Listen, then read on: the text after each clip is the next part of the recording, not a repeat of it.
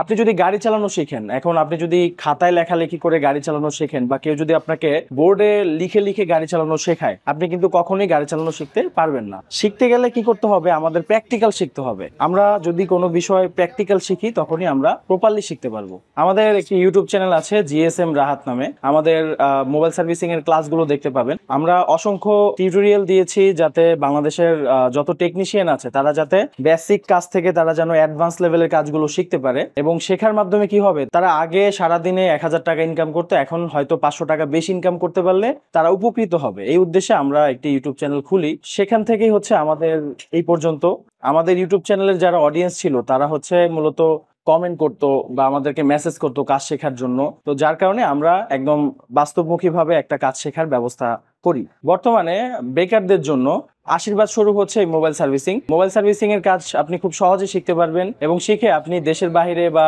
দেশেই আপনি একটা ব্যবসা প্রতিষ্ঠান যদি খোলেন, তাহলে দেখা গেল সারাদিন যদি আপনি 5টা কাজও করেন, 5টা কাজ করলে 500 টাকা করে ইনকাম হইলেও কিন্তু আপনি 2500 টাকা ইনকাম করতে পারতেছেন।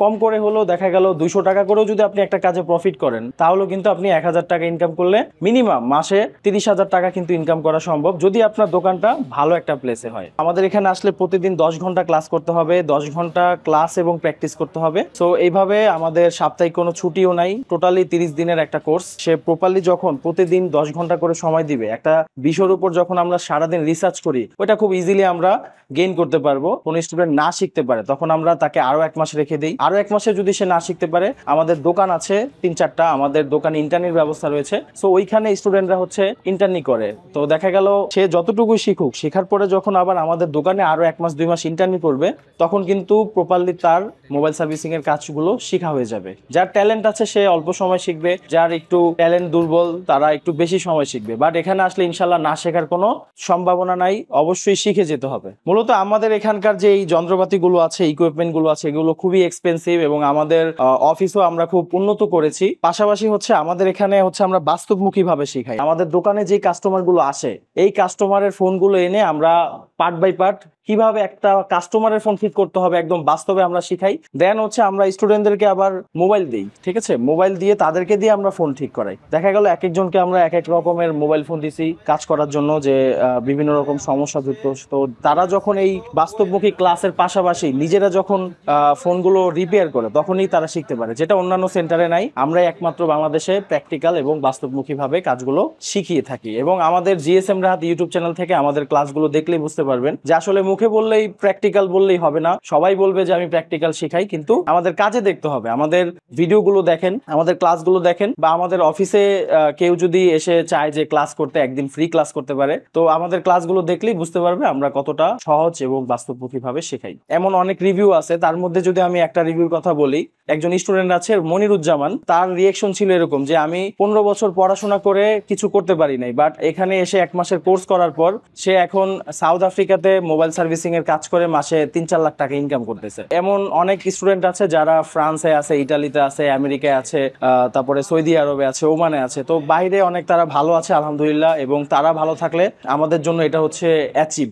আমি দিনাজপুর জেলা থেকে এসেছি।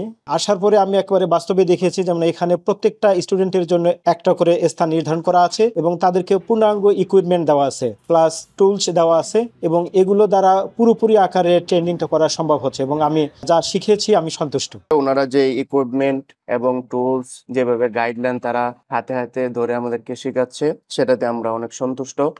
পুরোপুরিভাবে কাজ শিখতে পেরেছি বলে মনে করছে। কর্মক্ষেত্রে গিয়ে ভালোভাবে করতে পারবো এরকম আমাদের কনফিডেন্স চলে আসছে। এইচএসসির পর থেকে চাচ্ছিলাম একটা নিজে একটা কিছু করার জন্য, তার জন্য আমার মনে হলো যে মোবাইলের সার্ভিসিং এর বিষয়টা নিয়ে আমাদের আগানো উচিত। তো আমি অনেক বিষয় নিয়ে ঘাটাঘাটি করলাম, অনলাইনে দেখাশোনা করলাম, তারপর আমার দেন মনে হলো যে না, এখানে আসাটা আমার জন্য ভালো হবে। আমি এর আগেও 2টা আর কি সে প্রতিষ্ঠানে গিয়েছিলাম যেখানে আর কি মোবাইল সার্ভিসিং শেখানো হয়। আমি ওখানে আর কি ক্লাস করার পরে 2-3 দিন প্র্যাকটিক্যাল যে ক্লাসগুলো করলাম, সেখানে আমার মনে হলো না যে এখানে প্র্যাকটিক্যাল ভাবে সেরকম ভাবে কাজটা করানো হয় না, হাতে কলমে, মানে যে জিনিসটা আমাদের মৌলিক জিনিস বিষয় সেগুলো শেখানো হয় না। দেন আমার মনে হলো যে এখানে একটু ক্লাস করে দেখি যে 2 দিন আমাদের কি সে ক্লাস করানো হয় বা আমাদের কি করা উচিত। দেন আমি বুঝতে পারলাম আমাদেরকে মোবাইল দিয়ে হাতে কলমে শেখানো হয়, যে না প্রত্যেকটা জিনিস ধরিয়ে ধরিয়ে যে এই সমস্যা এই সমাধান, এগুলো বিষয় নিয়ে আমি যখন বুঝতে পারলাম না যে দেন আমার জন্য এটা ভালো হবে।